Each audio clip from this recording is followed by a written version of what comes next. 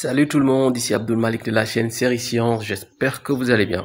Aujourd'hui, on va traiter un nouvel exercice sur les vecteurs, exercice qui est destiné aux élèves qui sont en classe de seconde.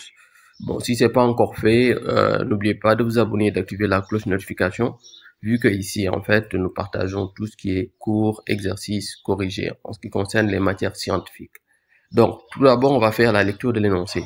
ABC est un triangle ici et X un nombre. À chaque valeur de X, on associe les points E et F tels que AE est égal à 1 tiers de AB plus XAC. 1 tiers AE vecteur est égal à 1 tiers de AB vecteur plus XAC vecteur. Voilà, là c'est beaucoup mieux.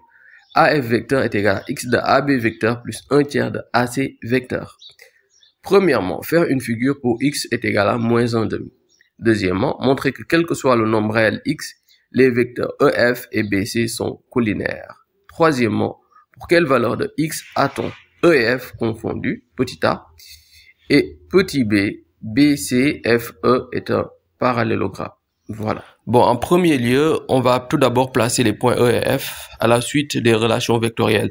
Vous avez ici 1 tiers de AB, ok, moins 1 demi de AC de l'autre côté. Vous voyez bien, AC il est là, donc moins 1 demi de AC c'est de l'autre côté, et on pourra après maintenant placer le point E, qui n'est autre que la somme des deux vecteurs, donc AE. Et de l'autre côté, j'ai pour placer le point F, je dis 1 tiers de AC, ok, moins 1 demi de AB, qui est l'opposé, bon, là, de la moitié ici, et donc on va placer le point F. Donc j'ai placé ici EF, et on voit que EF est collinaire à BC. Donc deuxièmement, démontrer que quel que soit X, BC est collinaire à EF. Donc ici, j'ai les vecteurs AE et AF. Donc ici, à partir de ces deux vecteurs, je peux logiquement avoir EF, parce qu'en fait, vous avez toujours les points E et F dans les deux vecteurs. Donc, je fais intervenir par relation de Charles le point A, vu qu'il est associé aux deux points dans les deux relations vectorielles que j'ai plus tôt.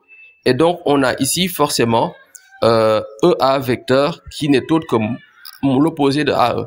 Ce qui nous permet d'avoir moins AE, donc moins 1 tiers de AB, l'expression de AE, moins XAC. Voilà, on a mis le signe moins à l'expression de AE, vu que EA est son opposé. Et AF, c'est XAB plus 1 tiers de AC. Étant donné que ces expressions sont en fonction de AB et AC, je vais les factoriser par AB et AC. Chacun par, les coefficients auxquels ils sont attribués. Pour AB, j'ai moins 1 tiers, ok, et en fait plus X, parce que c'est moins 1 tiers de AB plus XAB, ce qui me permet, en factorisant par AB, j'aurai cette expression avec AB. Et pour AC, j'ai moins XAC plus 1 tiers de AC, donc j'aurai moins X plus 1 tiers. Voilà, c'est assez simple.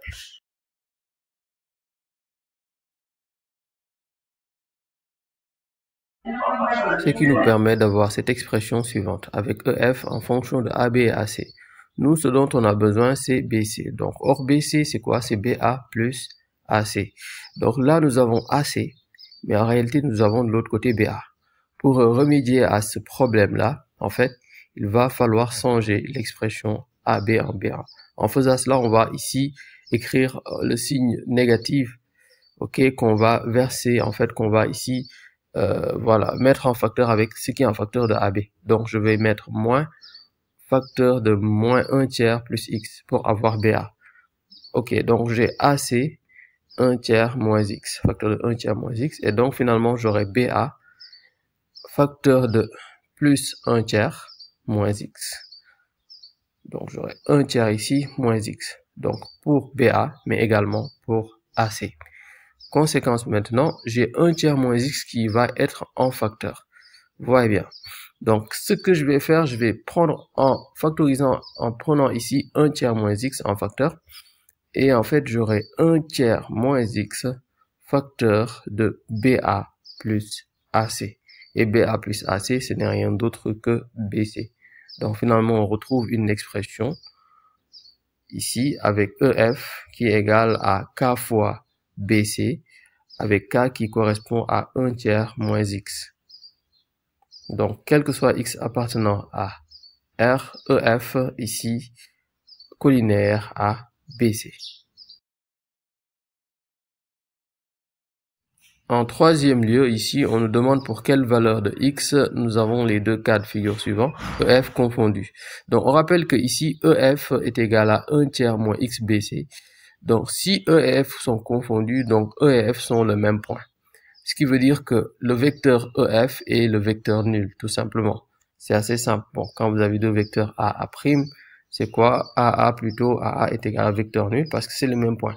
BB, c'est le vecteur nul parce que c'est le même point. Donc, si E et F sont confondus, c'est qu'ils sont le même point, donc le vecteur EF est nul. Ce qui revient à dire que 1 tiers moins x, facteur de BC vecteur, est égal à vecteur nul. Or, BC, on le sait bien, il n'est pas nul. Ce qui, en fait, est nul en réalité, ce qui pourrait annuler l'expression, c'est 1 tiers moins x. Donc, 1 tiers moins x est égal à 0, ce qui nous permet d'avoir 1 tiers est égal à x. Et on tire ici, x est égal à 1 tiers. En fait, voici la valeur pour laquelle E et F seront confondus. Bon, maintenant, on continue avec le deuxième cas où B, C, F, E sont en parallélogramme. Donc, B, C, F, E en parallélogramme revient à dire EF est égal à BC, vecteur, du point de vue vectoriel. Bon, même du point de vue segment aussi. Bon, déjà, ici, on rappelle. EF est égal à 1 tiers moins x facteur de BC. Donc, si on dit que EF vecteur est égal à BC vecteur, cela voudrait dire ici que, en fait, K qui correspond ici à 1, donc, en fait, 1 tiers moins x doit être ici égal à 1. Voilà, parce que pour que EF soit égal à BC, l'expression qui est en face de BC doit correspondre à 1. Donc, 1 tiers moins x est égal à 1. Donc, ce qui nous permet de tirer 1. Donc, je vais déplacer moins 1 tiers dans le second membre. Premier membre, autant pour moi, ce qui fait ici 3 tiers moins 1 tiers est égal à ici moins x. Bon, après calcul, bon, oups, là c'est moins 1 tiers. Voilà, j'ai déjà donné le résultat plus tôt. On a 2 tiers est égal à moins x, ce qui nous permet d'avoir x est égal à moins 2 tiers. Voilà ce qu'il faut. Donc, la solution pour que B, C, F, E soit en parallélogramme, c'est que x soit égal à moins 2 tiers. Bon, on a fini cette vidéo. J'espère qu'elle vous a plu. Donc, on se dit à très bientôt, Inch'Allah.